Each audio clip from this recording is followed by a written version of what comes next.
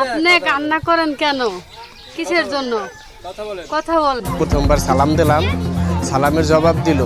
তারপরে দ্বিতীয়বার কান লাগাইলাম গাছের সাথে, দ্বিতীয়বার মনে করেন চিৎকারের আওয়াজ পাওয়া যায় মহিলার কণ্ঠ।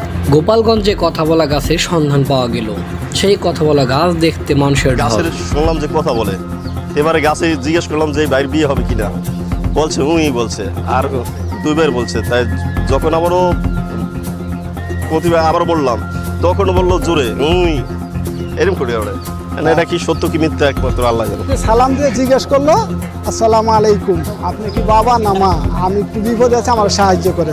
তো এইখান থেকে একটা কণ্ঠ দিল 12-13 বছরের মেয়ের মতন, তা আমি অনেক বিপদে আছি। গাছের প্রাণ আছে তাই বলে কথা বলতে পারবে? গোপালগঞ্জে এমন গুজব রটেছে, আর সেই গুজবে কান দিয়ে কথা বলা গাছ দেখতে মানুষের ঢল নেমেছে।